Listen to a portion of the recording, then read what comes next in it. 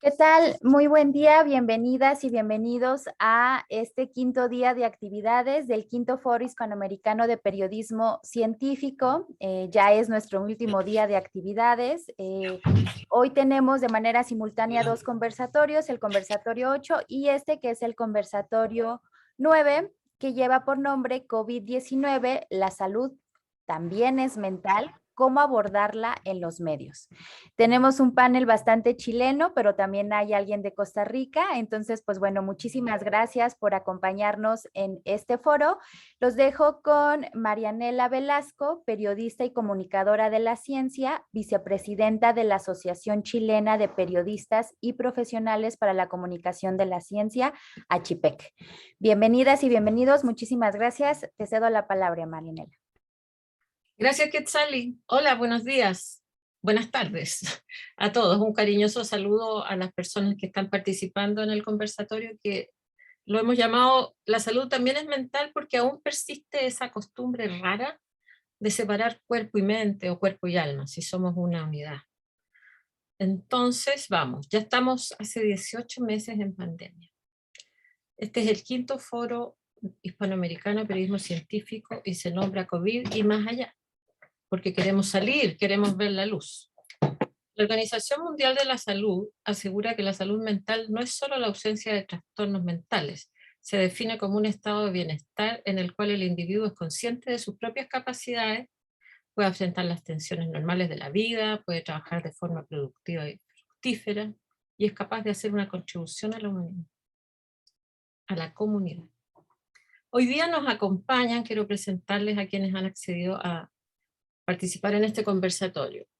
Vania Martínez Nahuel, ella es psiquiatra infantil y del adolescente, es doctora en psicoterapia y doctora en medicina, profesora titular del CEMERA, Centro de Medicina Reproductiva y Desarrollo Integral del Adolescente, de la Facultad de Medicina de la Universidad de Chile, y también es directora del núcleo IMAI. Colabora en mesas técnicas, participa en congresos, tiene una alta productividad científica, contribuye también a la formación de jóvenes científicas y científicos. Sus principales líneas de trabajo e investigación se relacionan con la prevención de la depresión y el suicidio en adolescentes, su sexualidad y su calidad de vida. Y valora la comunicación, participando activamente en discusión. También tenemos de Chile a Claudio Martínez Guzmán, psicólogo, doctor en psicología y magíster en psicología clínica de la PUC, profesor titular y director del Centro de Estudios en Psicología Clínica y Psicoterapia de la Facultad de Psicología de la Universidad Diego Portales. Además, es investigador asociado del MIDAP, Instituto de Investigación en Depresión y Personalidad. Con más de 30 años de experiencia en psicología clínica, sus áreas de interés en investigación son la salud mental en diversidad sexual y de género. Trabaja también con el apego en la adultez, mentalización, crisis y desórdenes de la personalidad.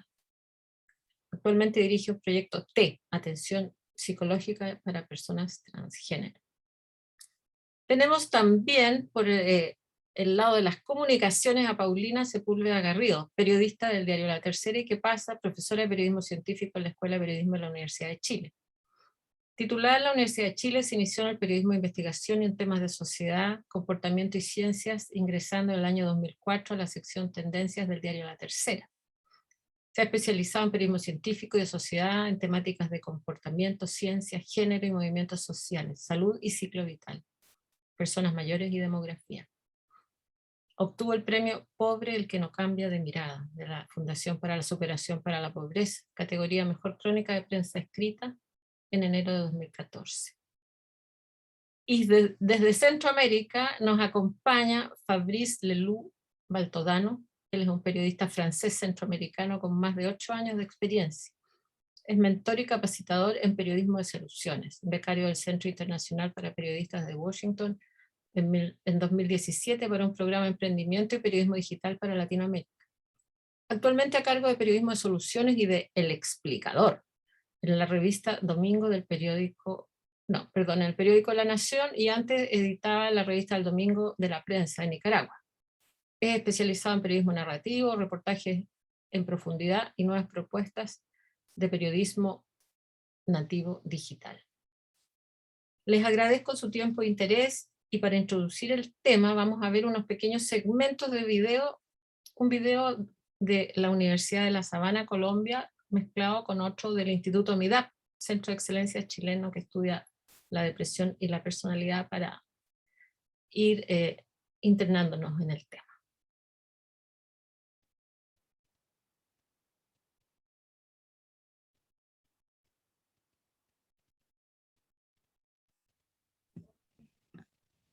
Ahí ven todos mi pantalla, ¿cierto? Sí. Bueno, ahí va el video.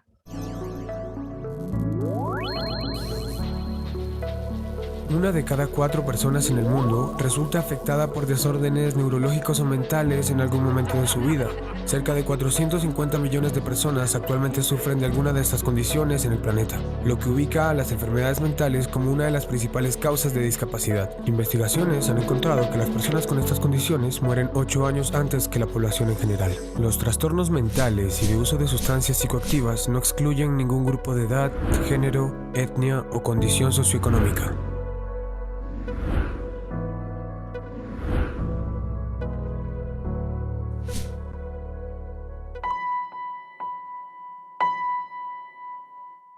La movilización social a partir del 18 de octubre nos trajo esperanza, temores, alegrías, incertidumbre, un torbellino de emociones.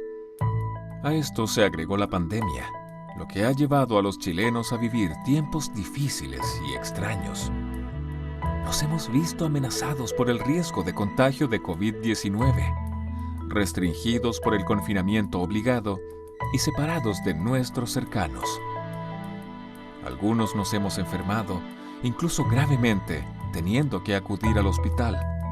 También hemos perdido a seres queridos sin poder participar en los necesarios rituales de despedida a los que estábamos acostumbrados. En este Chile que compartimos, la pandemia ha dejado aún más en evidencia la profunda inequidad socioeconómica, el poco respeto por la diversidad entre nosotros, el maltrato hacia quienes son distintos y la indiferencia hacia sus necesidades. A algunos, la enfermedad, el confinamiento y el impacto económico los ha golpeado más que a otros, siendo los pobres, las personas con trabajos precarios, los profesionales de la salud de la primera línea, los niños, las mujeres, las personas mayores y los migrantes, quienes han enfrentado más dificultades en este periodo. A muchos, el día a día se nos ha hecho más difícil. Transportarnos, estudiar, trabajar, cuidar a los hijos, hacer deporte, recrearnos, compartir, salir de paseo. Si bien todo esto ha afectado nuestra salud mental, también esta crisis ha sido una oportunidad de aprender muchas cosas, a comunicarnos y querernos a la distancia, a mirar hacia adentro y descubrir cómo estamos, a cambiar nuestras prioridades y, sobre todo, a redescubrir la importancia de la solidaridad y la colaboración para salir adelante.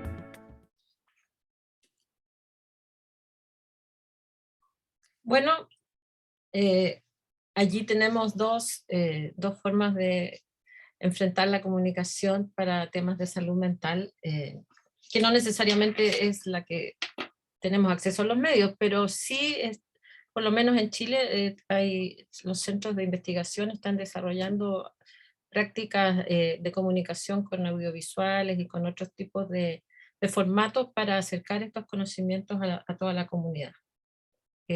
Nos falta saber qué pasa con ellos. En Chile, recientemente, esta semana, tuvimos noticias del termómetro de la salud mental en Chile, que es una investigación que lleva a cabo el Centro de Encuestas y Estudios Longitudinales de la Universidad Católica junto a la Asociación Chilena de Seguridad.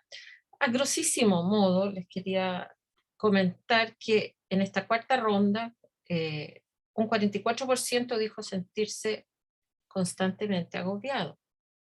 41% de las personas ha sufrido pérdida del sueño. Un 26% se siente poco feliz o deprimido. El 23,6% reportó presencia o sospecha de problemas de salud mental.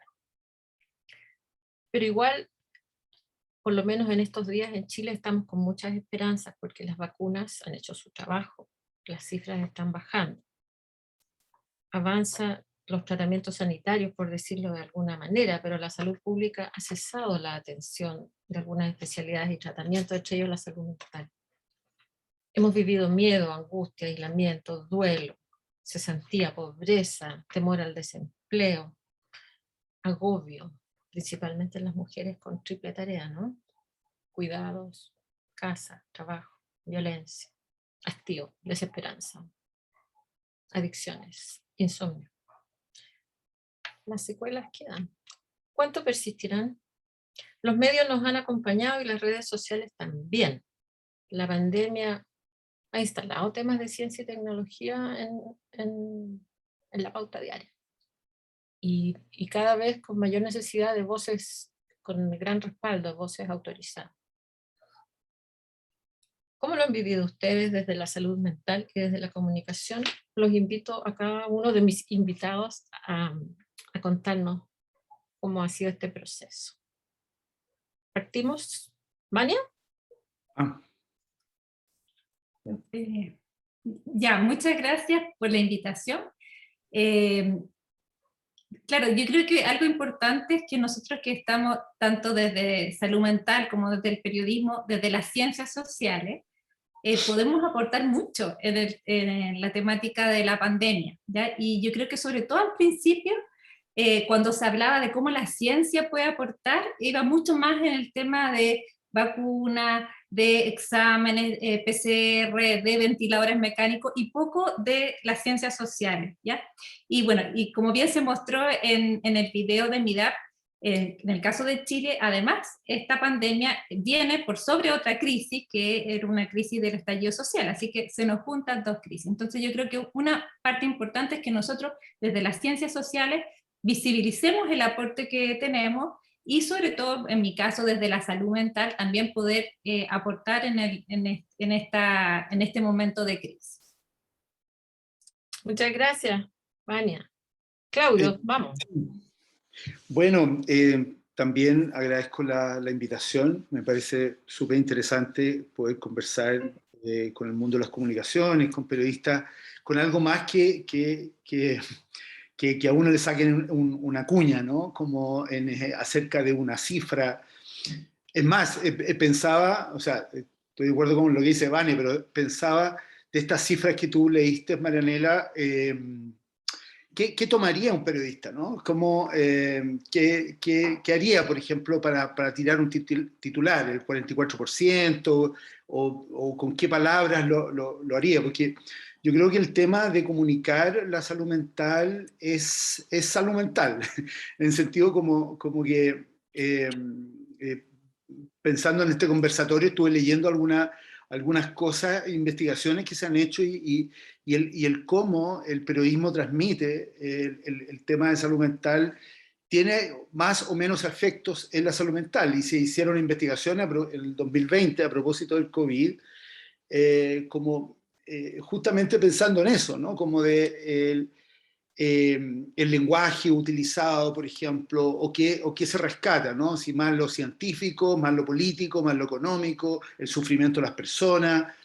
Ahí hay una elección que que tiene obviamente una mirada editorial, me imagino, pero para mi gusto tiene una posición política también, ¿no? Los medios tienen posiciones políticas, ahí hay probablemente un debate y una tensión dentro de los propios medios acerca de cuánto acercarse o no a ciertas políticas dominantes o miradas políticas, ¿no? Entonces, como para empezar quizás este conversatorio, estoy pensando en eso, digamos, como el papel de los medios en esto y qué es lo que han tenido y qué cosas van eligiendo para informar, ¿no? Para informar o influir en la población. Bueno, de todo eso, gracias Claudio, de todo eso vamos a ir conversando en esta horita que tenemos para compartir. Vamos a seguir con Paulina para después que redondee desde Centroamérica Fabriz. Vamos, Paulina, ¿cómo lo ves? También Claudio planteó preguntas interesantes. Sí, claro. Bueno, agradecida también de la invitación. Y creo que tal como nos mostraba el último video, si bien la pandemia fue transversal, los efectos y cómo la vivimos cada uno y cada una ha sido diferente. En ese sentido, desde mi experiencia, en este caso desde un medio de comunicación, lo que vimos fue que ante el primer impacto de esta crisis fue una mirada muy desde la ciencia, es decir, a qué nos enfrentábamos, con una evolución que fuimos viendo con el tiempo, desde que había que usar mascarillas o no había que usar, de cómo se contagiaba el virus, tal como es la ciencia que iba creciendo. Pero al mismo tiempo fuimos viviendo una situación excepcional como fue el confinamiento generalizado en Chile y en otros países, y ahí vino como, creo yo, como la pregunta de cómo esto nos estaba afectando, de qué pasaba con conciliar trabajo y familia en un espacio como el teletrabajo, qué pasaba con los alumnos y las alumnas enfrentados a este tipo de formato en el que estamos ahora de Zoom, por ejemplo, y que no querían prender las cámaras. Entonces, si bien Claudio plantea un tema de política, yo creo, y hablando específicamente desde mi experiencia, tenemos la libertad de tomar los temas desde la perspectiva que queramos. De algún modo, no hay tanta restricción como reportea tal tema y este no. Creo que se dio muy amplio en el sentido de que pudimos abordarlo desde la perspectiva de qué pasaba con las y los adolescentes, qué pasaba con las personas mayores, cómo se vivía el confinamiento según el nivel socioeconómico. Si bien el tema del título que también planteaba Claudio, que es importante porque ahí hay una línea editorial clara, puede que no tengamos tanta como injerencia, pero sí en el contenido hay bastante libertad, y creo que en general lo que se ha hecho en Chile hasta ahora ha sido como una mirada bien amplia. Si uno empieza quizás a mirar qué se ha escrito con respecto a salud mental, se ha abordado desde muchas perspectivas, como decía, el tema de los adolescentes, de la familia, la pareja, cómo afectaba a niños, cómo afectó esto de perder el contacto social. Yo creo que eso se resaltó mucho en cómo se abordaron los temas, de cómo nos afectó esta pérdida del contacto social. Eso como primera parte. Muchas gracias, Paulina. Ahora saliendo de Chile, cruzamos allá hacia el corazón de América. Vamos a saber cómo lo ha vivido Fabrice allá en Costa Rica, bueno, y también cercanía con tantos países allí, ¿no? Cuéntanos tu experiencia.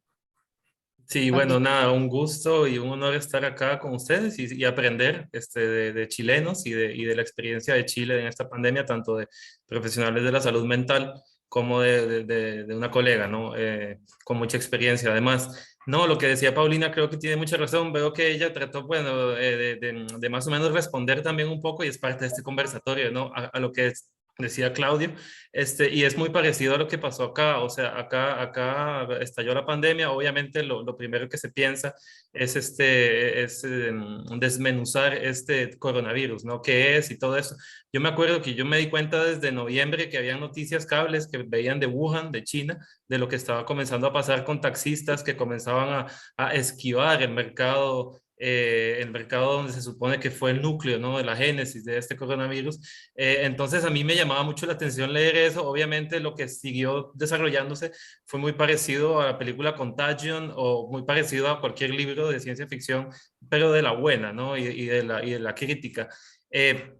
No, bueno, entonces lo que quería decir es que, bueno, el periodismo fue entrándole primero al coronavirus y a la salud física. Como a varios meses ya de estar en pandemia y de estar muchas personas en teletrabajo, como en mi caso, nos comenzamos también a preocupar por la salud mental, como vaya, este síndrome del quemado o este burnout laboral que estoy sintiendo, no lo estoy sintiendo solo yo. Comenzaron a salir estudios como los que tal vez estaba citando Claudio también, y yo que hago el explicador, ¿no? Que al final es un explicativo en newsletter y en el sitio web, sobre noticias importantes de Costa Rica y del mundo. Me enfoqué muchísimo en el coronavirus, junto con dos colegas, Ángela e Irene, que son las expertas en salud pública, ¿no? Que ellas tocan el tema de salud. Entonces, entre los tres somos los que más hemos trabajado el tema del coronavirus y la pandemia, pero ha sido, pues, descubrir, aprender, y saber cómo explicarlo también, y y después, pero eso lo voy a hablar más adelante para no quemar todas las naves, ¿no? De una vez. Hay un tema que es que el periodismo, y eso lo tocaban Claudio y Paulina, perdóname, lo tocaban, que es la titulación. Al final los medios de comunicación, y me suscribo a esa libertad que dijo Paulina, que tenía en cuanto a los temas que se tocan y tal. No hay alguien diciéndome, hay que tocar este tema, o me prohíben temas del todo, ¿no? Sobre pandemia o sobre salud mental, etcétera. Pero después la titulación es un ejercicio también de tratar de que sea rentable el periodismo, de que sea potable hacer algo, no invertir tiempo en algo que nadie va a leer, ¿no? Entonces el titular tiene que buscar gente, y ahí buscar lectorías, clics, etcétera. Y ahí toca meter la experiencia que tenemos, y las editoras, en mi caso mi editora, en tratar de buscar algo que llame la atención, ¿no? Es todo un tema, pero bueno, ya tendremos tiempo de elaborar un poco más. Muchas gracias, Fabrice. Ahora yo quisiera saber qué opinan ustedes comunicacionalmente, cómo lo hemos hecho, qué es lo bueno, lo malo, lo feo. ¿Hay profundidad, interés? ¿Es ocasional? ¿Responde solo a la pauta? ¿Hay alguna tendencia a banalizar el tema, a tratarlo como un elemento más del bienestar, de algo así? Yo, Marianela, supongo que hay de todo, ¿ah? O sea, yo creo que en el fondo es como un campo amplio, el de las comunicaciones y el de la prensa. Y claro, probablemente ahí también uno tiene mayor afinidad con alguna prensa que otra, o prejuicios, por ejemplo, y por lo tanto uno va a cierta prensa que uno dice, bueno, a esta prensa le creo más que a esta otra, o un elemento que yo creo que fue súper importante, que yo creo que también afectó la salud mental, fue toda una tensión entre la prensa más oficial y aquello que eran las redes sociales, ¿no? Que de alguna manera han habido análisis en comunicaciones a propósito del papel que han tenido las redes sociales en términos de influencia con noticias, ¿no? Donde el ciudadano se convierte en un reportero, ¿no? Y entra en tensión con una prensa oficial que tiene una editorial, que tiene filtros, que tiene ética, o qué sé yo, digamos, o debiera tenerla al menos, digamos. Entonces entra ahí y cómo probablemente distintas personas también, distintos grupos etarios, pudieron seguir o no estos diferentes fuentes de información, ¿no? Y no es inocuo, ¿no? Porque hay fuentes de información que tienden a tranquilizar y otros que tienden más bien como a generar, por ejemplo, estados de mayor angustia. Entonces, si tú estás viviendo una pandemia donde el tema de la incertidumbre es tan importante, el tema de la información, y una información que de alguna manera sea seria, que sea confiable, etcétera, puede o no tranquilizar, es fundamental, ¿no? Por ejemplo, ¿no? Eso para empezar, digamos, la conversa. Muchas gracias, Claudio. Bueno, yo creo que las redes sociales y otros soportes como los audiovisuales, y qué funciones están cumpliendo, está todo por estudiarse, porque no sabemos. Yo supongo que en este momento la gente se está comunicando más por redes sociales que por prensa formal. Pero Paulina ahí tenía una experiencia que me contaba sobre la lectoría en virtual, ¿no? A ver, Paulina. Sí, lo que plantea Claudio en ese sentido, yo creo que fue importante, es decir, no daba lo mismo dónde comunicarse, es decir, el canal por el cual las personas se comunicaban, y que en términos de salud mental estuvo también muy cruzado con el tema de la información, y que lo vimos muy presente de lo que se llama las noticias falsas con respecto al coronavirus, que también están vinculadas a un tema de salud mental, porque mucha gente se angustiaba al ver ciertas noticias que no eran verdaderas. Entonces, se planteó ese tema con respecto al origen de la información, que ya viene de antes, en el fondo. Esto, la pandemia en general, en todos los ámbitos, lo que nos mostró no es algo nuevo, es algo que viene ya de un tiempo arrastrándose en distintas áreas, y en comunicaciones no fue la excepción. ¿Qué pasó acá, creo yo, en cuanto a cómo los medios lo elaboraron? Bueno, si a todos la crisis nos tomó de sorpresa, a los medios también. Y tenemos que reconocer que no todos los medios tienen áreas especializadas que aborden este tipo de temas. Nosotros en los medios en general podemos ver que hay todos los días en prensa escrita, quizás en televisión, espacios dedicados al deporte, que es el fútbol principalmente, a economía, a política, a crónica, lo que ocurre en general, pero en salud mental es algo que suele ser muy accesorio. Entonces nos enfrentamos a ese escenario previo de que quizás no hay espacios determinados para eso, y luego acá, junto con la crisis, se fue respondiendo también de manera muy rápida.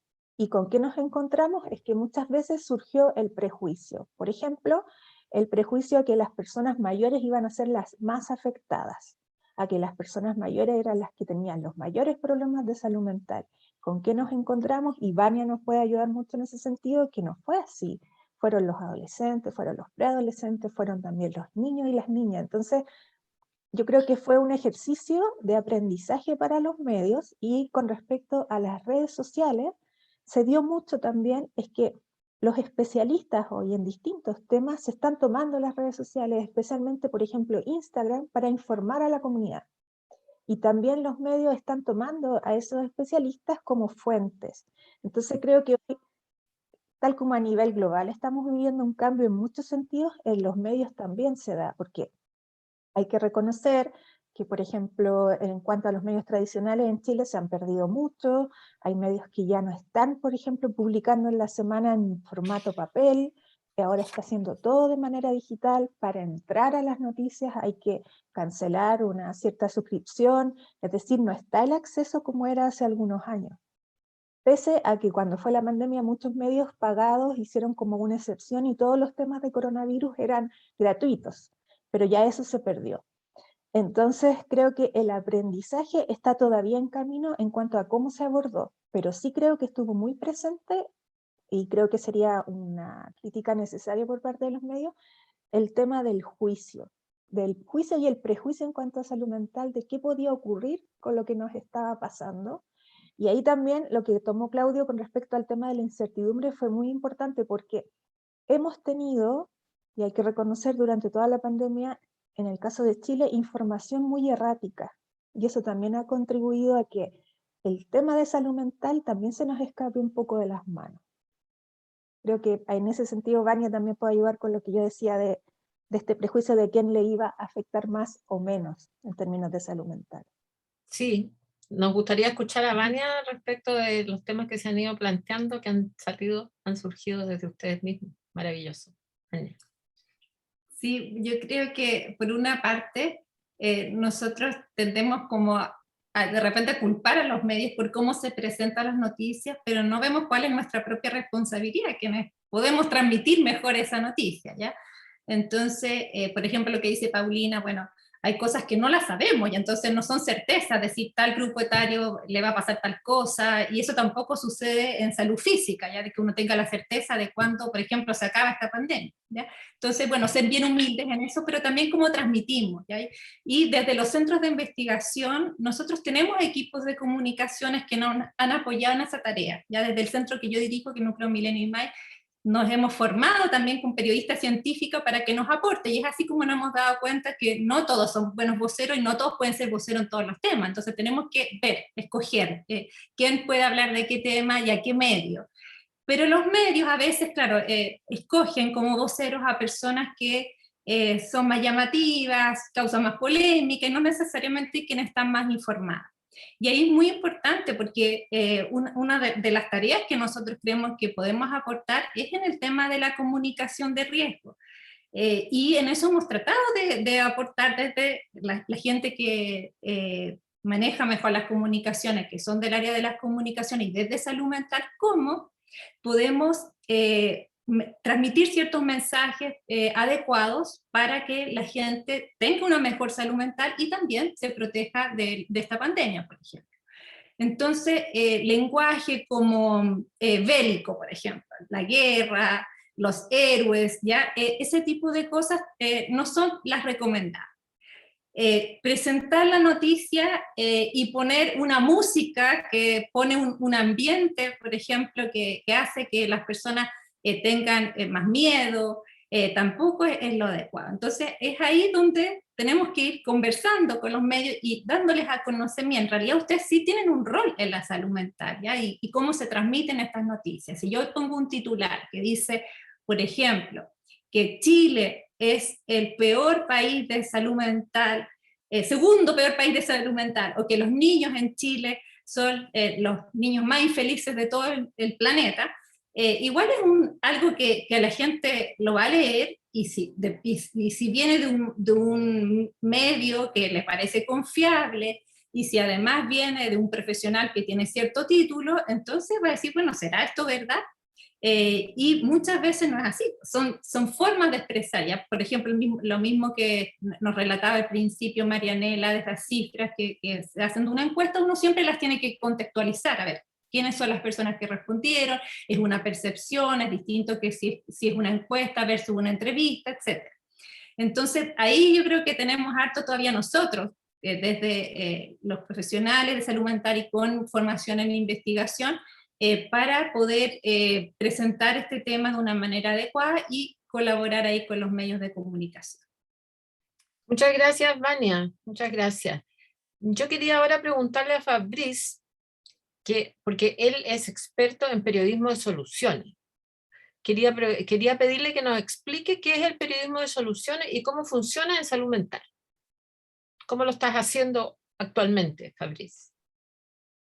Bueno, es una pregunta amplísima. Igual gracias por hacerla, porque el periodismo de soluciones es algo que es muy incipiente todavía en América Latina, o en el periodismo en español, menos incipiente en el periodismo en inglés. Yo no dudo que se haya hecho buen periodismo de soluciones en los últimos, siglo, 2 siglos, pero en todo caso no tenía ese nombre. Ese nombre lo dan Tina Rosenberg y David Bornstein en 2010, que ellos eran periodistas del New York Times, y ellos crearon la red de periodismo de soluciones con sede en Nueva York.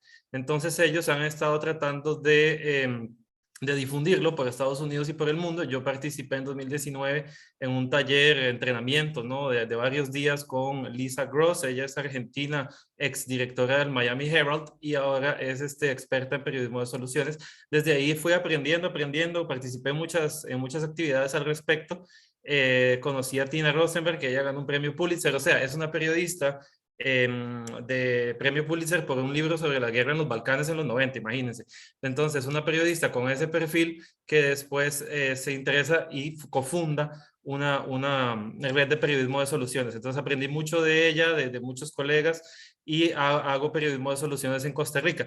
No he hecho periodismo de soluciones en cuanto a salud mental, he hecho en cuanto a medio ambiente, transporte, recolección de agua para lluvia, digamos, para negocios, cuánto se ahorra, etcétera. Pero para responderte de forma concisa a la pregunta, el periodismo de soluciones, en la bio de Twitter de Tina Rosenberg se encuentra la respuesta en 4 palabras. What works and how, qué es lo que funciona, cómo funciona. Es el mismo periodismo acucioso, riguroso que se ha hecho toda la vida en reportajes de investigación y demás, pero enfocado en cómo funcionan algunas respuestas que ya están dando resultados a problemas de interés social. Y después hay una validez enorme, que es cuán replicable es la solución. Entonces es el análisis de respuestas a problemas o de soluciones. De pronto la palabra solución no es la más adecuada, porque la palabra solución es absoluta, y muchas veces encontramos que las respuestas son respuestas parciales a problemas, ¿no? Pero entonces, digamos, para traerlo a salud mental, sería interesante ver, pero de nuevo caemos en estudios que pueden ser un poco erráticos en cuanto a sus titulares o demás, pero vea, buscamos estudios que sean muy rigurosos sobre salud mental y descubramos cuáles son los países que están mejor en ese caso, ¿no? Muchas veces el periodismo de soluciones tiene que buscar el dato verde en el mar de datos rojos. Con el dato verde tenemos una historia. Entonces, si encontramos que un estudio, digamos que un país en América Latina, digamos Uruguay, por ejemplo, Uruguay, pero después también Nueva Zelanda, y después también, qué sé yo, Suiza, bueno, obviamente son casos que cuesta compararse a esos países, pero digamos que esos 3 países destacan a nivel mundial en la gestión de la salud mental a nivel de salud pública durante la pandemia. Entonces, el periodismo de soluciones va a ser un comparativo y un análisis de cómo esos 3 países llegaron a esos datos, qué es lo que están haciendo esos 3 países y qué es lo que está haciendo Chile, qué es lo que está haciendo Costa Rica, ¿no? Entonces, ese comparativo a través de un artículo investigativo de periodismo de soluciones, lo que va a hacer es poner en el mapa soluciones o respuestas que de pronto no conocíamos. Esa es la validez, ¿no? Y cuán replicable es en mi país esa solución. Ahora, eso se puede hacer entre países, pero se puede hacer entre departamentos, entre regiones, entre municipios. Dos ejemplos muy particulares, digamos. ¿Cuántas veces no hemos visto? Eso es un ejemplo hipotético que yo imparto muchos talleres de esto, bueno, muchos. Durante la pandemia han sido muchos, junto con Fundación Gao, y veo que Claudia tiene la mano levantada. Ya termino, Claudia. Hay un ejemplo hipotético con el cual toda la audiencia, todo el mundo entiende exactamente qué es el periodismo de soluciones. ¿Cuántas veces no hemos visto titulares de prensa escrita, radio, televisión, etcétera? De 9 de 10 hospitales nacionales no cumplen con las reglas de sanidad de salas de parto, por decir algo, ¿no? Pero ese titular, 9 de 10, entonces eso sale en todos los medios, en televisión, en radio, etcétera.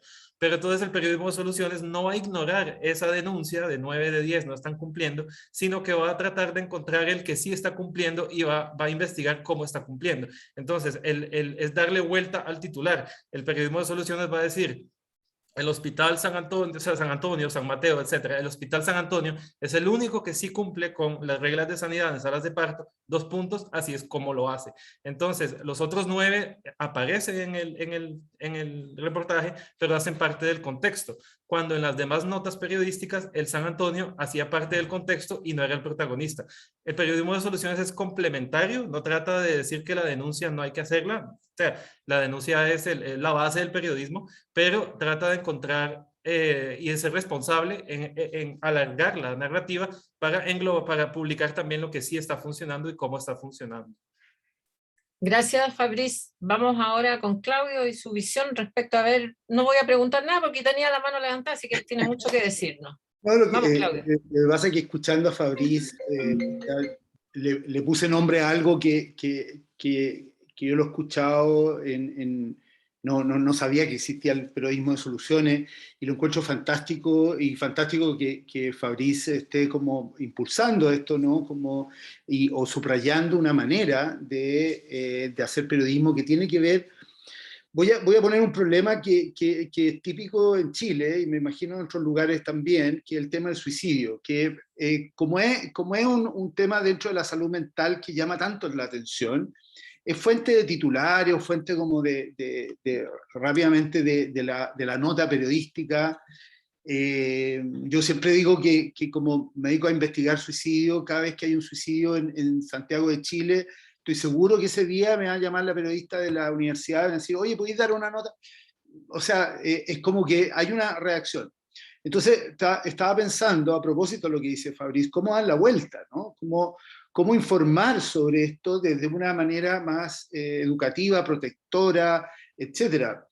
El 2017 la OMS sacó una segunda versión ya de alguna, que a lo mejor la conocen, tal vez Fabrice la ubica, digamos, una serie como de recomendaciones de cómo informar acerca del suicidio para que el periodismo cumpla con dos elementos fundamentales. Uno, prevención y otra, protección a los deudos, cuando se está informando de... Y el tema de la prevención tiene mucho que ver con la educación. En esas recomendaciones, por ejemplo, subrayan la importancia de que, además de informar, no sé, se suicidó tal persona, qué sé yo, inmediatamente informar acerca de qué pueden hacer las personas frente a las ideas de suicidio, por ejemplo, o alguna situación que se conozca con respecto, o también otras noticias acerca de situaciones de manejo del suicidio exitosa, ¿no? Por ejemplo, es difícil que en Chile se haga un reportaje acerca de por qué han ido disminuyendo las cifras de suicidio en Chile en los últimos años, por ejemplo. ¿Qué papel ha cumplido aquí algunas políticas, por ejemplo, o las investigaciones? Es mucho más difícil, es más fácil que aparezca alguna situación más sensacionalista, por decirlo así, ¿no? Eso, me lo estimuló Fabrice cuando estaba hablando de eso. Así es, y te adelantaste a la pauta. Bueno, Vania, te iba a preguntar a ti sobre, hoy día es el Día Mundial de la Prevención del Suicidio. La OMS dice que hay 800.000 personas más o menos al año que se suicidan. Claro, y también era una pregunta, ¿cómo hablar del suicidio sin morbo y sin glorificarlo, que no se imite, sobre todo en los jóvenes, ¿no? Y bueno, están bien descritos lo que son el efecto Werther y el efecto Papageno. El efecto Werther viene de su nombre por una novela de Goethe, en el cual el protagonista se suicida y en ese tiempo produjo una ola de suicidio en los jóvenes que imitaban a este personaje, ¿ya? Y no es tan distante lo que ocurre ahora, por ejemplo, hay una serie en Netflix, que es las 13 razones del por qué, 13 Reasons Why, que se hicieron, de hecho, investigaciones en la primera temporada en que en algunos casos produjo un aumento del riesgo de suicidio, en otros casos produjo una disminución. Así que de alguna manera impactan los medios de comunicación en ese tema. Y también está el efecto Papageno, que viene de una ópera de Mozart, donde el personaje recibe, un personaje que está con ideación suicida recibe la ayuda de 3 distintas opciones, ¿cierto?, que le dan otras personas, y entonces él finalmente opta por no suicidarse. Entonces,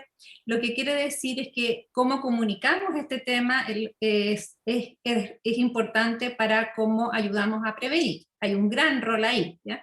Entonces, hemos tenido ahí como una tensión con los equipos de comunicaciones a veces en que se trata de visibilizar el tema mediante los números, y nosotros creemos que es mucho más importante visibilizar el tema de otra manera, ¿ya? Que, por ejemplo, desde cómo podemos proteger, prevenir, siempre aportar con teléfonos de ayuda, a qué señales de alerta debemos estar atentos. Entonces hay muchas formas en las cuales esto puede ser trabajado positivamente desde los medios de comunicación. Hay normas que da la Organización Mundial de la Salud. En nuestro país es una de las estrategias que el Plan Nacional de Prevención del Suicidio también tiene, es cómo los medios de comunicación pueden informar adecuadamente. Hay un lenguaje también que es seguro versus otro que no es seguro. Por ejemplo, no sé, hablar de suicidio o personas que manipulan con el suicidio, etcétera. Hay un montón de cosas que se pueden ir capacitando, y creo que tenemos que partir desde el pregrado, desde que la gente está estudiando su carrera, ya sea de periodismo, de salud, para que entonces incorporen estos mensajes en esta temática que es tan relevante. Y es verdad que hoy día además estamos en la conmemoración de este Día de Prevención del Suicidio. Gracias, Vania. Bueno, nosotros desde las comunicaciones siempre estamos pensando en cómo hablar con las personas, qué lenguaje usar, cómo no estigmatizar, cómo no poner los prejuicios por delante, ni tampoco la lástima, ¿no? Y no exacerbar el morbo. ¿Cómo lo están haciendo en los medios, Paulina? Mira, yo creo que en este caso, al igual de repente como ocurre con otros gremios y con otros trabajos, no es bueno generalizar, porque finalmente es muy difícil conocer y leer todo lo que se publica. Muchas veces yo ahora me puse a revisar en Google los últimos casos que han publicado, en este caso en la tercera sobre suicidio. Hay un tema que yo hice en el año 2018 donde hablábamos del suicidio en personas mayores en Chile, que es un tema que muchas veces no se toca y que fue justamente por una noticia que se dio en ese momento, pero siento también que desde nuestro lado hay mucho cuidado con tomar este tema, porque tal como señalaba Vania y los fenómenos que los cruzan, nosotros estamos conscientes de eso. Entonces hay muchas veces que hay temas de suicidio que simplemente no se van a publicar. No se van a publicar, como decía Claudio, quizás desde la perspectiva de una crónica, es decir, el hecho específico de que alguien se suicide, sino que se elabora con mucho cuidado. Eso lo digo desde este otro lado, en el fondo.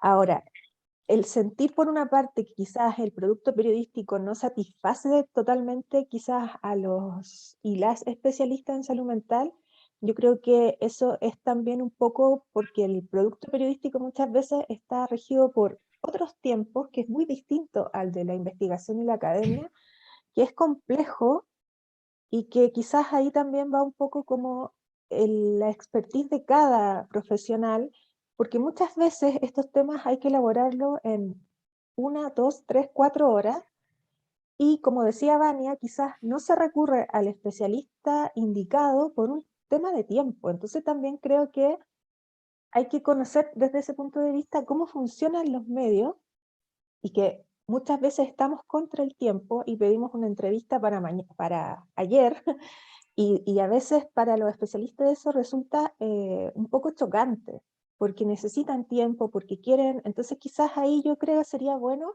como nutrirse un poco más de cómo funcionan los medios, de cuáles son las dinámicas.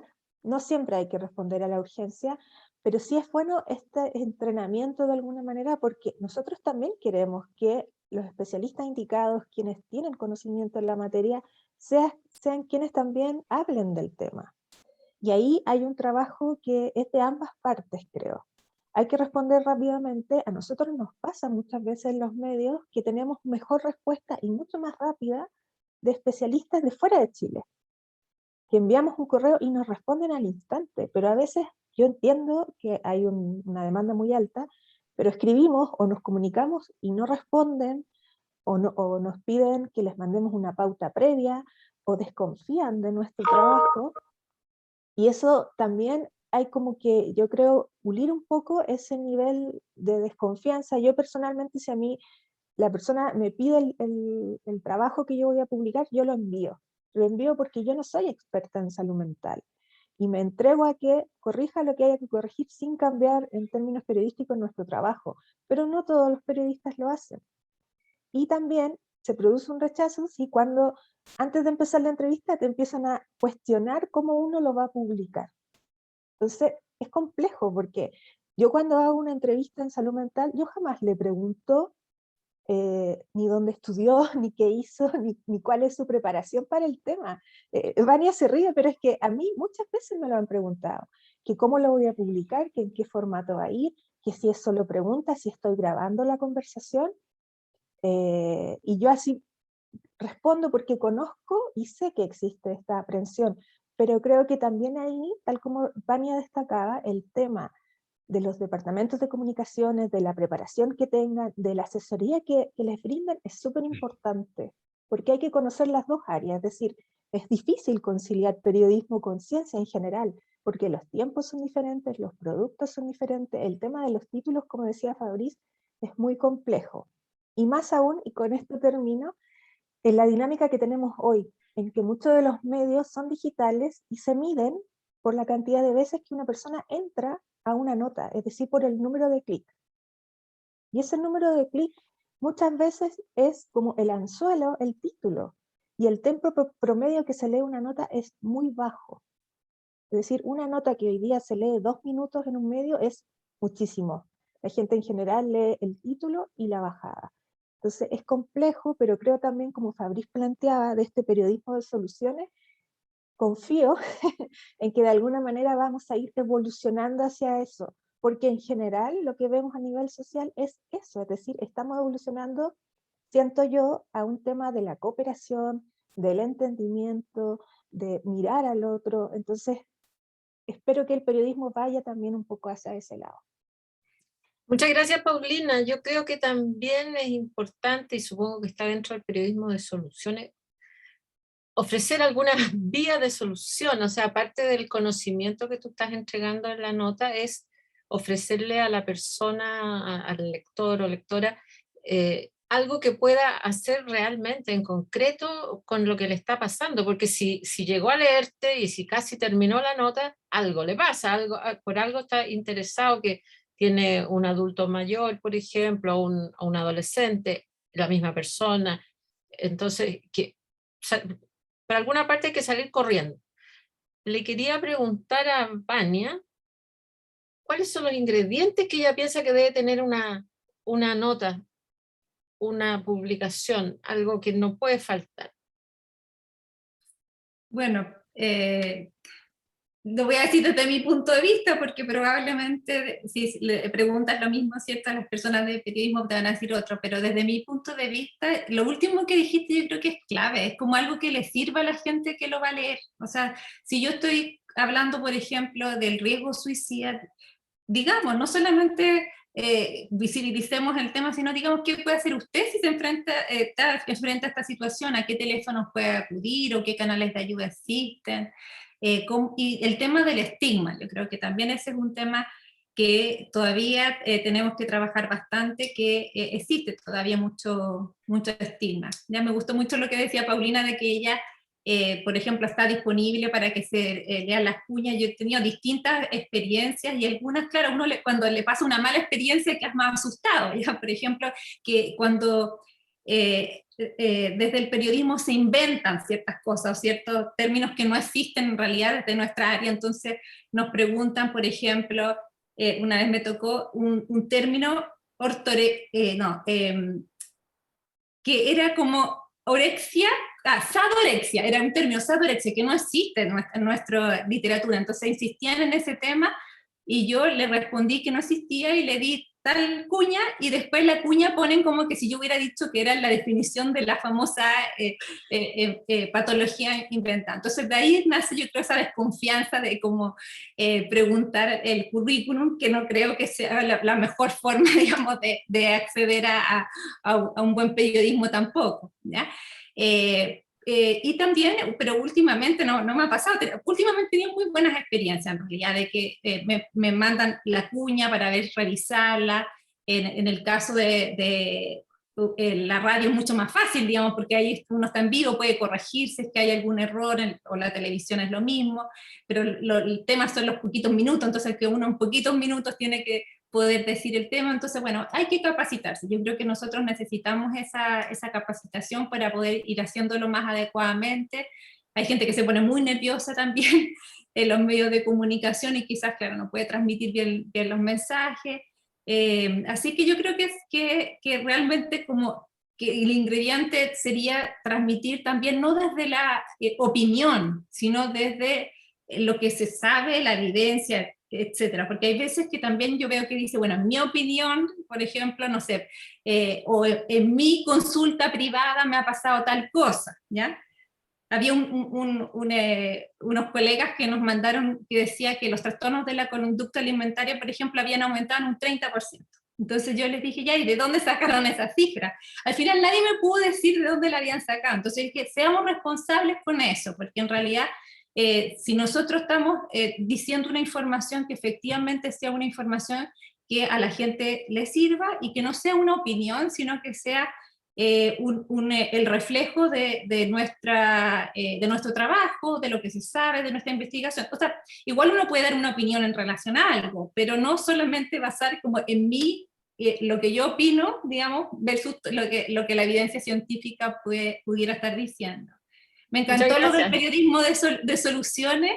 Lo he hablado con hartos periodistas, el tema de cómo los jóvenes están visibilizados desde el riesgo, desde las fiestas clandestinas, desde que incumplen las normas, y no desde los jóvenes que están aportando con ollas comunes, con actividades solidarias. Entonces me costó poner ese tema, pero nosotros también podemos pedirle a los medios que pongan esos temas. Me costó, pero lo logré. Así que yo creo que al final uno igual, digamos, desde lo que uno ve, puede ir también tratando de que esos temas, esas temáticas o esa forma se pueda ir visibilizando también en los medios de comunicación.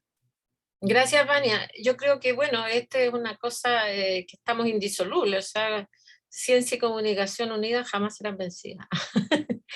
Oye, Claudio, nos queda media hora. Entonces, tengo dos temas más importantes, pero le quiero preguntar a Claudio, porque él trabaja con minorías sexuales. Entonces, ¿cuáles son los temas más relevantes que los están afectando en pandemia y también, digamos, en su situación en general? ¿Se ocupan los medios de comunicación de ello? ¿Cuál es tu experiencia acá?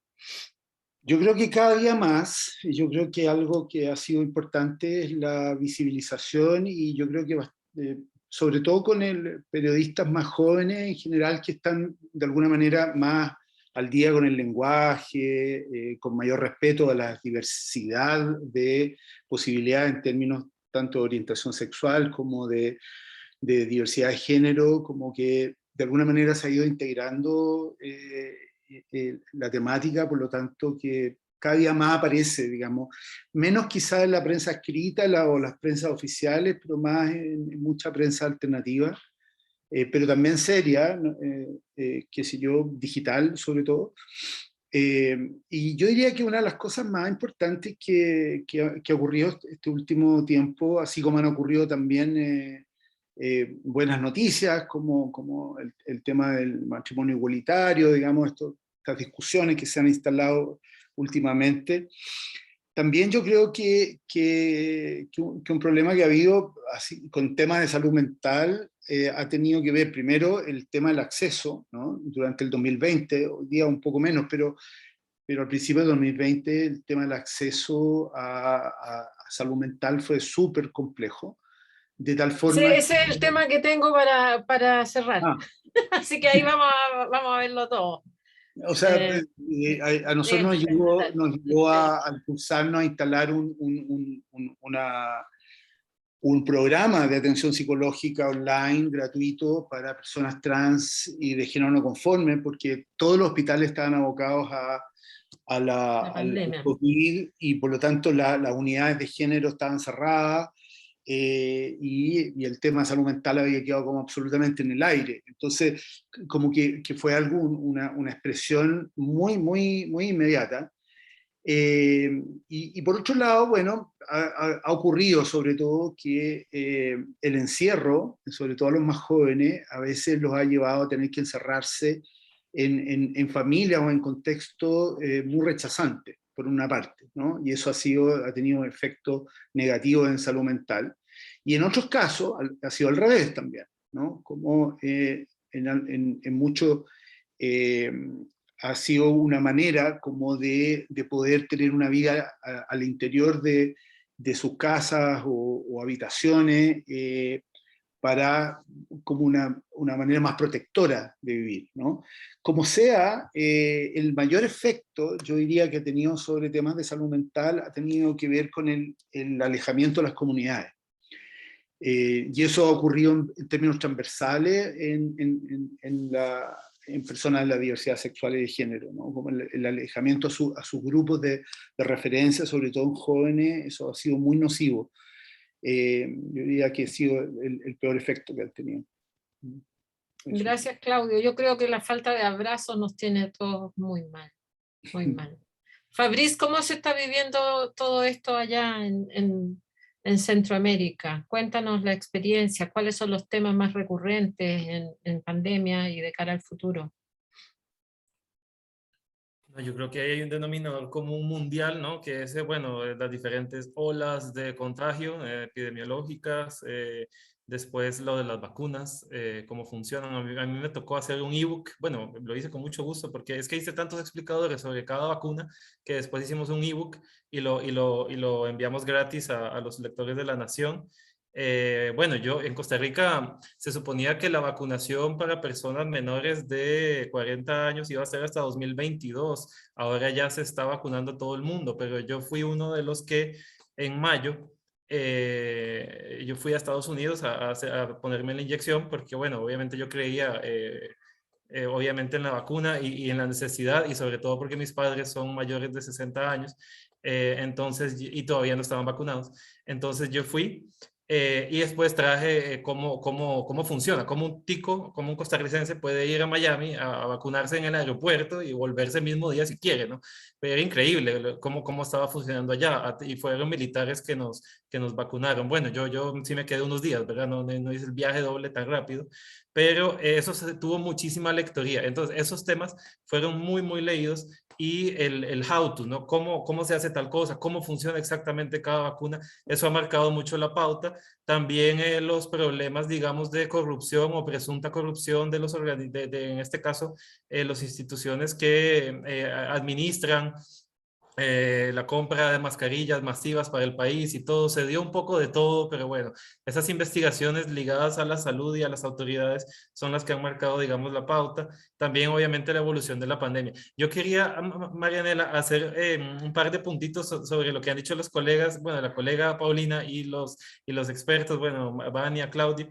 La pregunta que vos le hiciste a Vania me pareció genial, y creo que es algo que también mencionaba Paulina, que es preguntarle a expertas y a expertos cómo ellos cómo ellos prevén que sería una buena idea de publicar esta información, ¿no? Creo que ese es un paso y sobre todo hacerlo con muchísima humanidad cuando tocamos la salud mental y sobre todo cuando tocamos el tema del suicidio, porque yo al menos he trabajado en 3 periódicos nacionales, el Nuevo Diario y La Prensa en Nicaragua y La Nación en Costa Rica, que a nivel de, digamos, de la importancia que tienen en un país, más allá de que son países mucho más pequeños que Chile, pero son parecidos a La Tercera en Chile, ¿no? Que son medios masivos, muy leídos y que tienen cierta importancia porque se les atribuye una seriedad y un rigor característico. En estos países yo he hecho, bueno, en estos medios, he hecho trabajos de periodismo de salud mental, sobre salud mental, pero, y aquí voy con algo que Vania dijo que es mejor evitarlo, pero para efectos de este conversatorio lo voy a usar. En mi experiencia, no tuvieron la lectoría adecuada, digamos, o la lectoría esperada. Entonces, y eso que tratamos de divulgarlos de una forma muy responsable. En Nicaragua voy a poner acá el link, que es Salud Mental, Fin al Mito, se llamaba, y tocaba con ejemplos y entrevistas a personas que tienen trastorno bipolar. Este era del tipo 2, de psicosis breve, adicción a sustancias ilícitas, y también esquizofrenia. Y con mucha humanidad lo hicimos, tomamos un mes para hacer este trabajo. No voy a decir que no fue leído, sí fue leído, pero no tiene el impacto que tienen otros trabajos. Y entonces ahí hay que hacer un mea culpa por parte de los medios de comunicación, pero también hay que poner, hay que, digamos, admitir que muchas veces no es el tema que necesariamente sea el más leído o el más atractivo para los lectores, ¿no? Ahí toca hacer una investigación de cómo entonces podemos hacer que sí sea leído, ¿no? Entonces, o sea, es un mea culpa, pero bueno, el tema se puede hacer. Decía Paulina que no todo, y tiene muchísima razón, que no todos los medios tienen periodistas especializados en determinados temas. A mí me ha tocado trabajar en medios muy grandes que ocurre que sí tienen periodistas especializados, en el caso de La Nación, o periodistas que tenemos la misión, en mi caso, de especializarme o al menos entender cómo funciona para tratar de publicarlo en un formato sencillo, A más B igual C, ¿no? Explicarlo muy, muy fácil de entender para la gente a través de fuentes. Otra cosa que quiero decir es que durante la pandemia yo he podido establecer vínculos cercanos con fuentes de medicina, de salud pública, de infectología, de epidemiología, pero también incluso con una doctora en virología que ha estudiado coronavirus de murciélagos, y que ha ido a Wuhan incluso, que es costarricense, y que ellas y ellos durante la pandemia han sido demasiado geniales conmigo, porque ellos están al alcance de un WhatsApp a cualquier hora del día. Ellos entienden exactamente que yo necesito esto lo antes posible. Ellos sacan un espacio y lo que me mandan son audios. Tienen tanta pericia en sus temas de dominio que me mandan audios, yo los transcribo a cualquier hora y ahí ya tengo, digamos, obviamente ese vínculo hay que hablarlo. Yo creo que una buena técnica que a mí me ha funcionado en todo caso es decirles, vea, yo sé que usted está muy ocupado y yo de hecho admiro todo lo que usted está haciendo y cómo usted está divulgando, porque en algunos casos divulgan la información en Twitter o en Instagram de una forma muy profesional y muy, muy adecuada, pero yo no quiero quedarme con esos tweets. Yo tengo un cierto número de preguntas, necesito que esto, entonces, como a usted le salga mejor, si quiere la llamo, si quiere me manda un audio, si quiere me escribe cuando usted tenga chance y eso me va a ser muy potable para el trabajo. Pero bueno, ha sido genial, digamos, encontrar esas fuentes que sí han jugado el juego, digamos, de la pandemia, que es trabajar desde casa, obviamente la necesidad de la inmediatez, pero en el caso de la salud y de la salud mental tiene que ser con el rigor máximo, ¿no? Pero bueno, veo que Paulina tiene la mano levantada. Vamos, Paulina. Sí, es que yo anoté algunas cosas que creo que son importantes en este tema. La primera es la formación. Hay muy poca formación que sea general en cuanto a los periodistas en el tema científico y en el tema de salud mental en particular.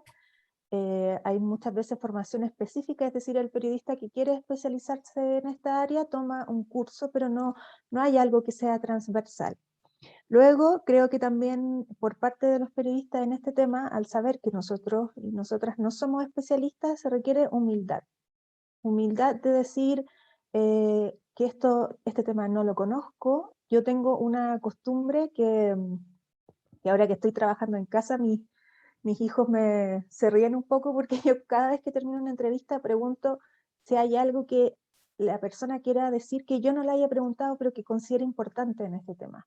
Porque yo puedo hacer preguntas que para mí son importantes, pero a lo mejor lo que el especialista quiere destacar es otra cosa. Entonces ellos se burlan y repiten eso porque es algo que yo siempre digo cada vez que hago una entrevista.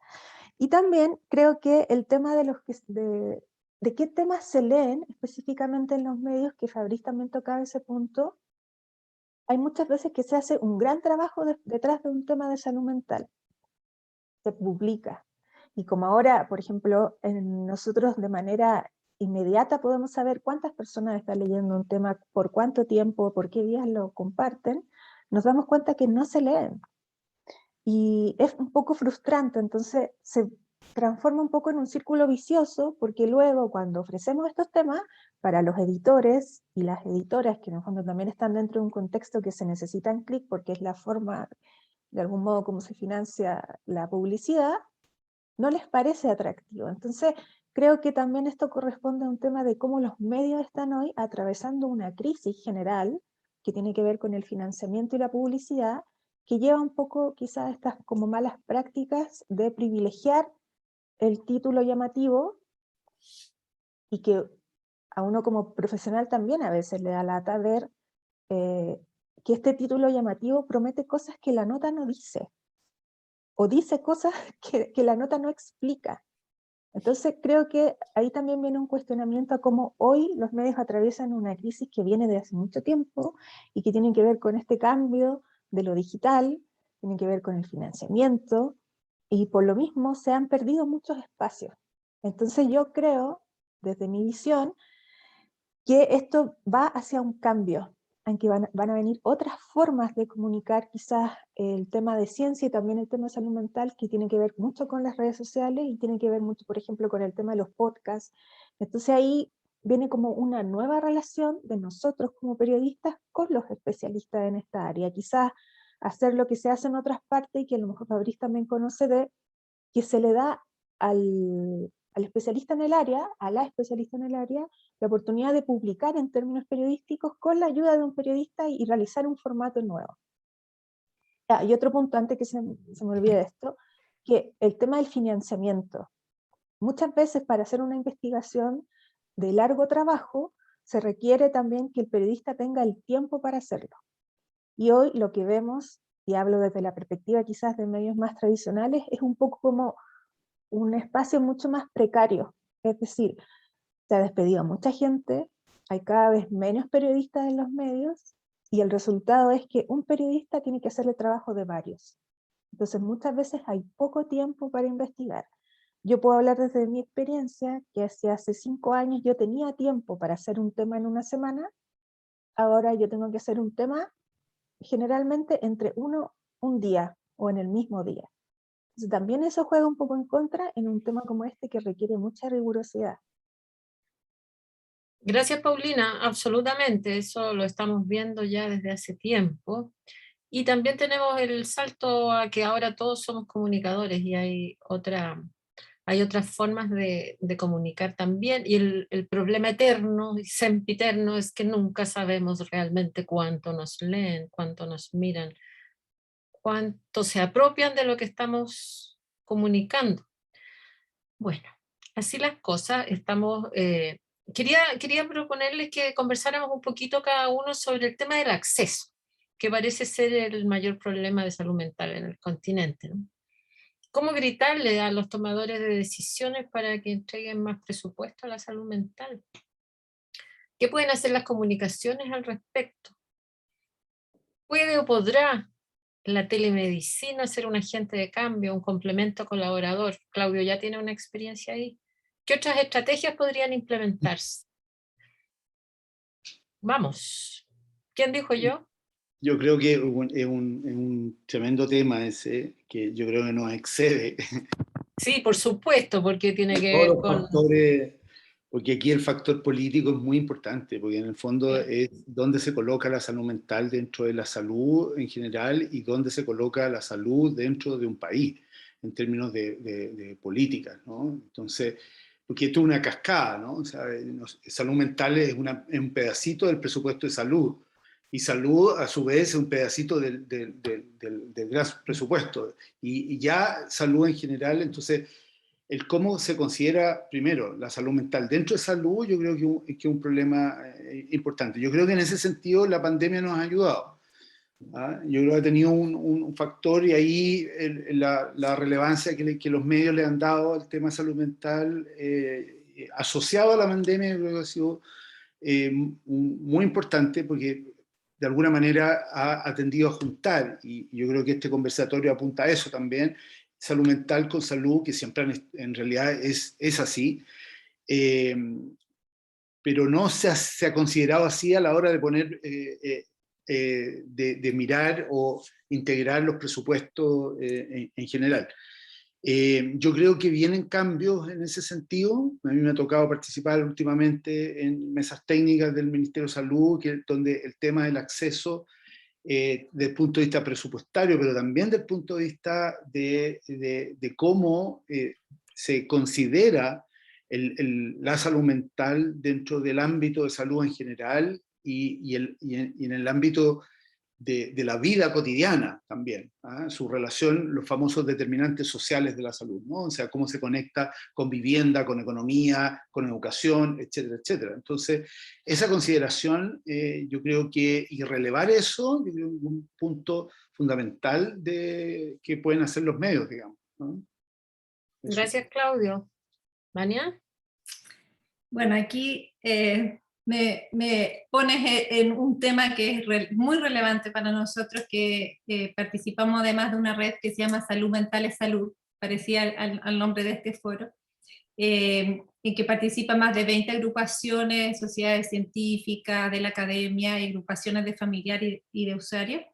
Y tenemos 3 temas, porque también una de las cosas que nos dijeron, no se enfoquen en tantos temas de los que hay en salud mental, sino que solo 3 tenemos. Uno es aumentar el presupuesto de salud mental. En este momento en Chile tenemos menos de un 2,5% de todo el presupuesto de salud que se invierte en salud mental, y lo recomendado por la Organización Mundial de la Salud es 6%, así que esa es una de nuestros lemas. El otro es el tema de la paridad de las coberturas que tiene el sistema privado en salud en relación a los problemas de salud mental versus los de salud física. O sea, en Chile, por ejemplo, si tienes topes de atención para salud mental, y no es así para otros problemas de salud. Y además el tema del estigma, que sigue siendo un problema, y que probablemente también acarrea lo otro, porque yo creo que dentro del no invertir más en salud mental está el tema también del estigma, ¿ya?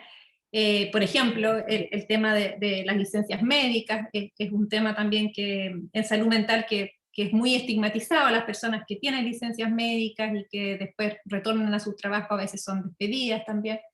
Entonces, licencias médicas me refiero por razones de salud mental. Entonces, efectivamente es algo que nosotros queremos aportar, y para eso también estamos en un buen momento, porque hemos tenido reuniones con los equipos programáticos de los candidatos presidenciales, candidatos y candidatas, y entonces de Chile, y entonces hay una oportunidad para ver si en sus programas cómo está reflejado el tema de la salud mental y qué se puede hacer por eso. Y también por otro lado tenemos el tema de la Convención Constitucional, en la cual también hemos hecho aporte, cómo podría estar presente ahí temáticas de salud, específicamente también cómo se podría ver el tema de salud mental, y adolescentes y jóvenes, bueno, y niños también, obviamente. Entonces estamos en un buen momento, pero para eso también tenemos que incluir otras disciplinas, ¿ya? Porque aquí estamos hablando desde las disciplinas, ¿cierto?, de las comunicaciones y de salud, pero necesitamos gente de la línea de la economía, del derecho, el tema de las leyes, para ver también cómo podemos regular.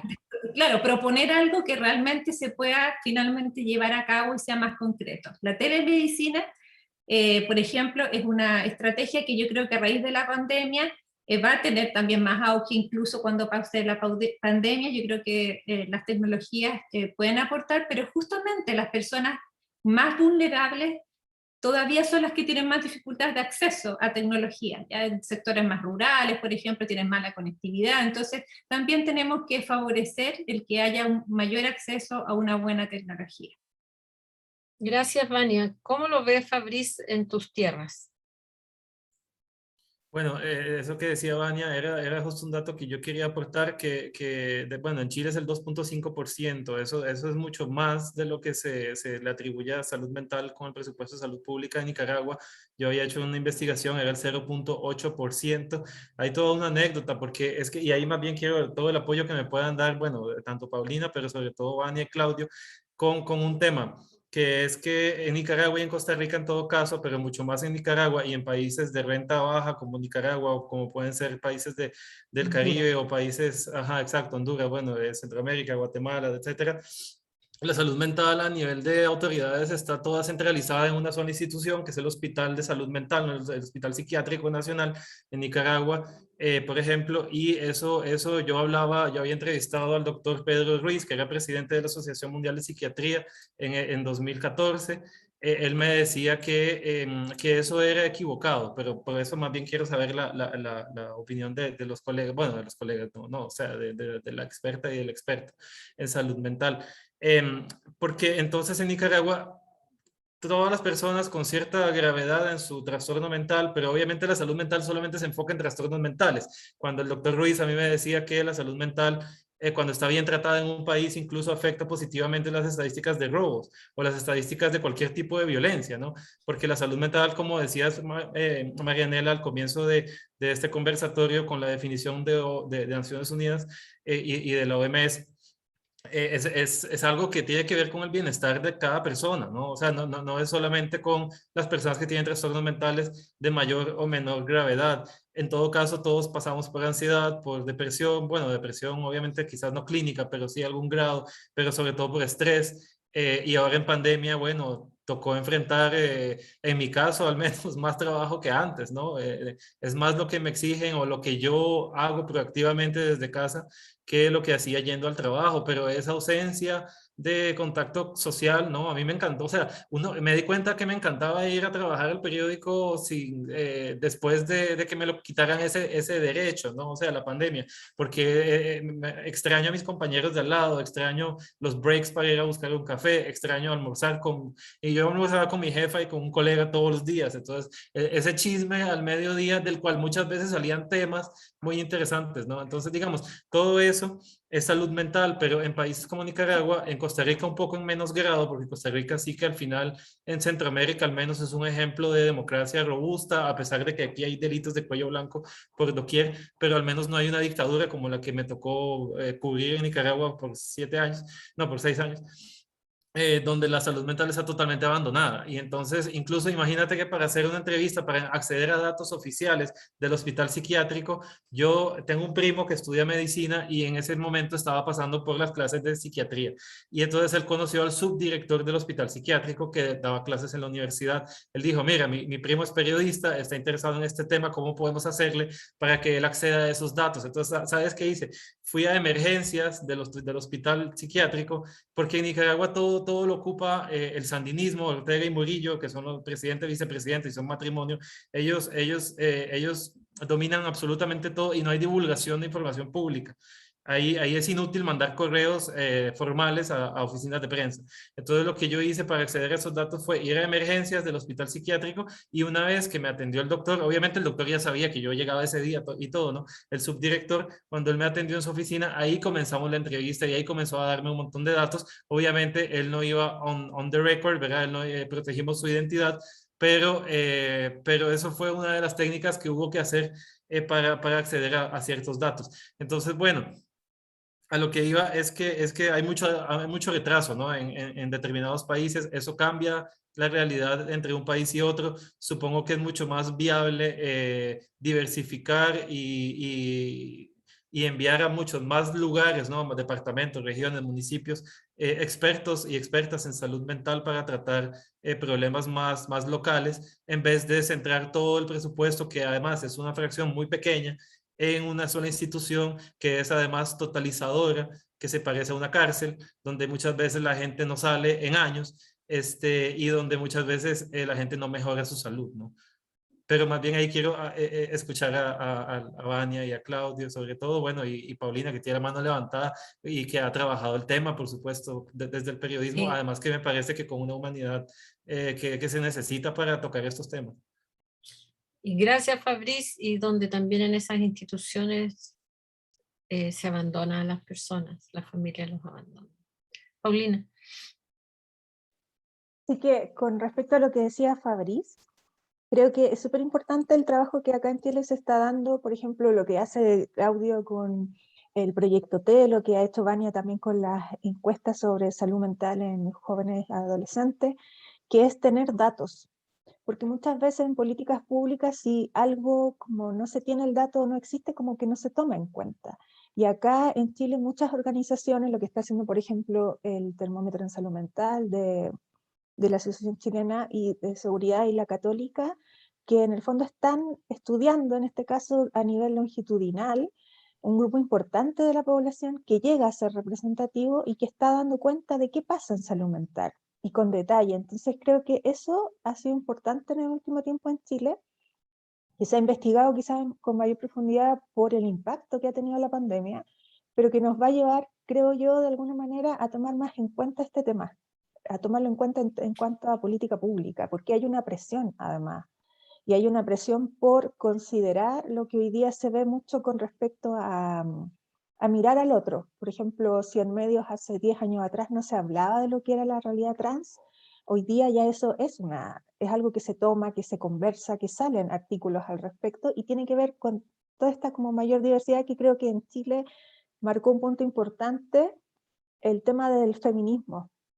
En el año 2018, cuando se dio toda esta revolución feminista, que uno dice, claro, es feminismo y podría estar solamente limitado al tema de las mujeres, pero ese mismo llamado y como llamado a cambiar las cosas nos hizo mirar, creo yo, distintas realidades. Es decir, no está solo el grupo de las mujeres, no es solo un tipo de feminismo, está la diversidad sexual, están otra serie de realidades que necesitan ser miradas.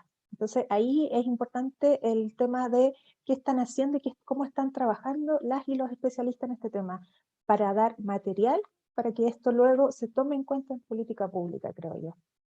Sí, porque nuestra ignorancia es muy profunda y yo creo que hemos avanzado algo. Quetzali, quería preguntarte si hay alguna pregunta por ahí Quería agregar algo a lo que decía Sí, Claudio, por favor. Estoy absolutamente de acuerdo con lo que dice Paulina de la necesidad de información y tener datos, y sobre todo de datos chilenos o datos locales, no solamente en Chile, ¿no? En cada país que están acá, poder generar los propios datos es súper importante. Pero quería subrayar una cosa a propósito de la pregunta que hace Fabriz. Yo creo que una manera de acercarse a esto, Fabriz, es que mires aquellos estudios donde se ha enfatizado el tema de la percepción de bienestar y la percepción de una especie de bienestar emocional con respecto a algo más allá de la salud mental, ¿no? Y la relación de eso con mediciones de salud mental. Hay toda una línea de investigaciones donde han buscado correlacionar encuestas sobre satisfacción en la vida en general, o sea, vivienda, sistema político, economía, etcétera, etcétera, con salud mental. Y ahí, y esa línea te lleva como a ver estas diferencias importantes. Tú has mencionado a diferencia entre Nicaragua y Costa Rica, y entre Costa Rica y Chile también la hay. O sea, nosotros en Chile salimos siempre más atrás que Costa Rica en términos de satisfacción y percepción con respecto a la satisfacción con la vida en general y bienestar. Entonces, esa relación y seguirle la pista a ese tipo de investigación versus la investigación más técnica en salud mental o de enfermedad en salud mental, etcétera, que la verdad es que no nos lleva por mucho, digamos. Sí, tenemos otros ingredientes importantes, como nosotros hemos tenido muchos migrantes en los últimos años. Tenemos los derechos humanos, los pueblos originarios, hay mucho tema. Quetzali, quería saber si tenías alguna Sí, hay una pregunta que nos dejaron sobre si alguno de ustedes ha desarrollado materiales o algún tipo de acercamiento para apoyar en la salud mental de las personas que manejan redes sociales.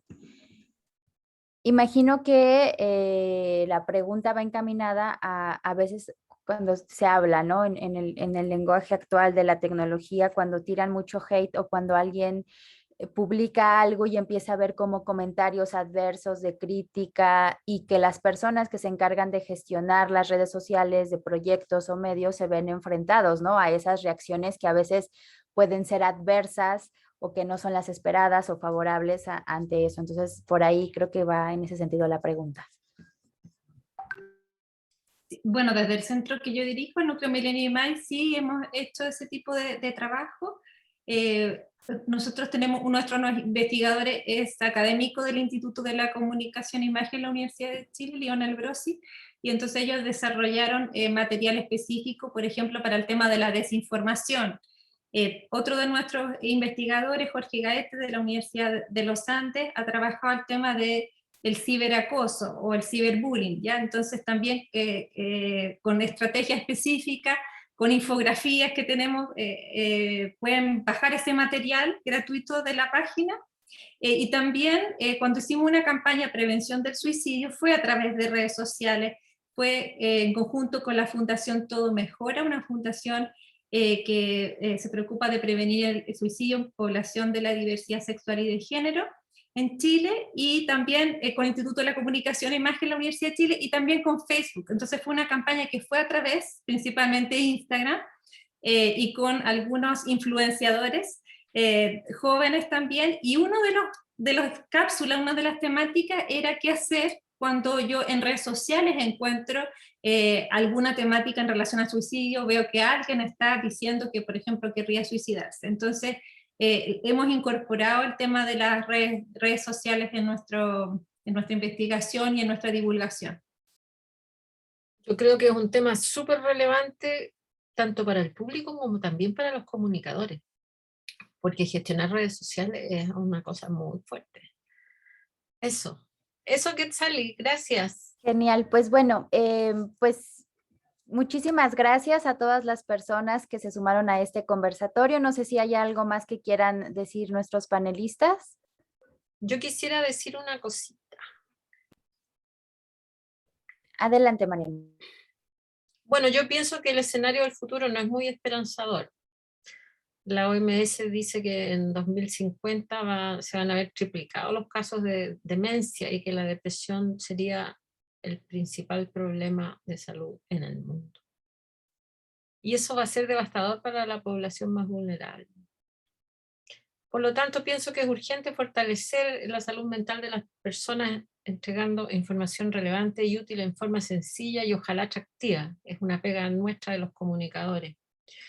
Las comunicaciones con cercanía humana y la gran batería de herramientas tecnológicas, tal vez podamos ser un aporte a esta realidad que se avecina. No sé si nuestros invitados quieren decir un par de palabras más porque ya estamos en el cierre.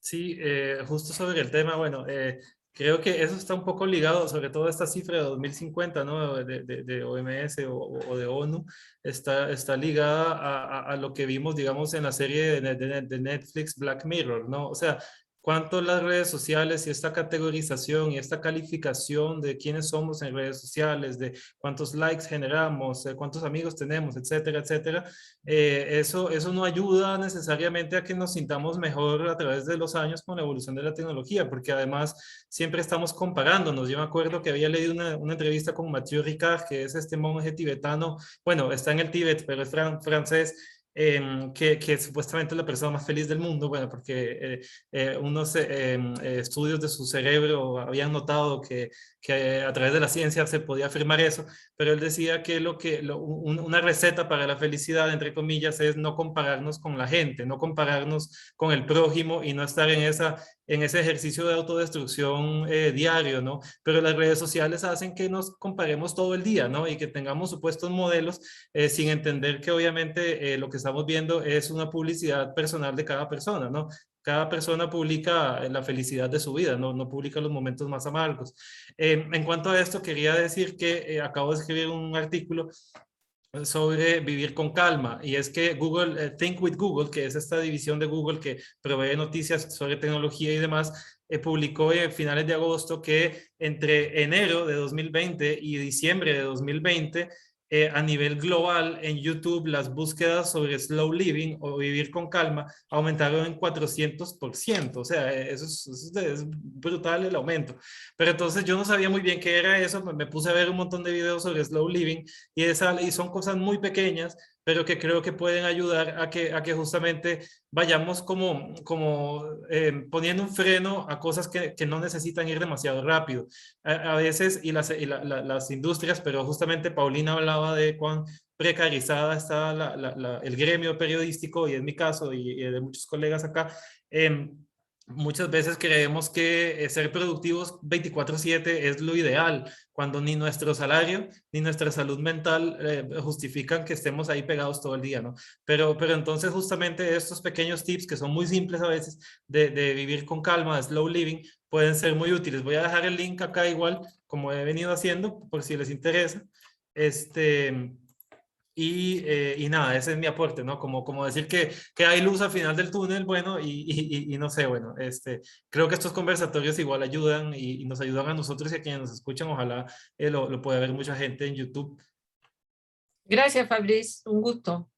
Si alguien quiere decir lo último, Claudio. Sí, yo quería decir que Fabrice tocó el tema del eslogan "¿Cómo andamos por casa?", tanto en los periodistas como en los supuestos especialistas. El tema de salud mental también es un tema, y por lo menos en mi experiencia como académico, por ejemplo, todo este tema del teletrabajo me ha hecho que aumente el trabajo, aumente la pega, aumente las labores que uno tiene que hacer, porque se acortan los tiempos, y eso va generando una sensación de que es todo lo contrario a lo que plantea Fabrice, que estoy de acuerdo con el slow life en general, pero yo creo que todo la teleatención o el teletrabajo ha generado un elemento contrario, ¿no? Pero eso, y muchas gracias por este espacio, Marianela. Oh, gracias a ustedes. ¿Vania? Bueno, en la luz al final del túnel que decía Fabrice, pero yo creo que sí, que hay que dar una nota de esperanza, ¿ya? Porque igual las noticias que nos llegan de cambio climático, de la pandemia, de las crisis económicas, de las crisis sociales, obviamente abruman a la gente. Entonces tenemos que ir buscando ahí, como el periodismo soluciones, qué es lo que podemos rescatar y qué es lo que sí sirve, ¿ya? Y entonces una de las cosas que yo creo que vemos en los y las jóvenes ahora hoy en día es el tema de la comunidad, de la solidaridad, el ver que el individualismo no nos lleva a nada, que en realidad si es que queremos salir adelante, podemos buscar soluciones en conjunto y que sean positivas. Ya se ha valorado mucho, por ejemplo, el tema en este momento del regreso a las clases presenciales, porque lo han echado de menos, así como el regreso presencial a algunos trabajos, ¿cierto? Porque se dan cuenta de la importancia del contacto humano, más allá del contacto a través entonces de redes sociales u otros medios. Así que creo que igual deberíamos dejar un tono de esperanza de que las cosas pueden ir mejor. Muchas gracias, Vania. ¿Paulina? Sí, yo también, para terminar, creo que la crisis puede traer sorpresas también, y que de alguna manera nos lleva a cambiar un camino, ya sea seguir haciendo lo mismo o hacer cambios, pero creo que hay un cambio, como decía Vania, a lo comunitario, a valorar otras cosas, porque las perdimos, porque nos vimos en algún momento sin poder ver a nuestros padres. Y me pasa a mí, por ejemplo, que tengo hijos preadolescentes y veo en ellos que tienen otra relevancia, que le están dando más importancia, y llegan muy contentos de estas clases presenciales y de simplemente ver a los amigos. Entonces, eso creo que va a poner el tema de salud mental en otro lugar, porque lo perdimos en algún momento. Bueno, les doy Gracias. las gracias a todos. Ha sido un gusto estar con ustedes. Y bueno, yo creo que yo estoy jubilada, entonces los invito también a esto de la Slow Life, porque he sido bastante feliz en estos últimos años con una aproximación un poquito más tranquila a diferentes temas de la vida. Un abrazo para todos. Gracias, Quetzali, también, ¿no? Genial, muchísimas gracias, Marianela, Paulina, Vania, Fabriz y Claudio. Muchas gracias por esta conversación tan interesante y tan necesaria. Entonces, pues bueno, voy a parar en este momento la grabación, pero voy a invitar a las personas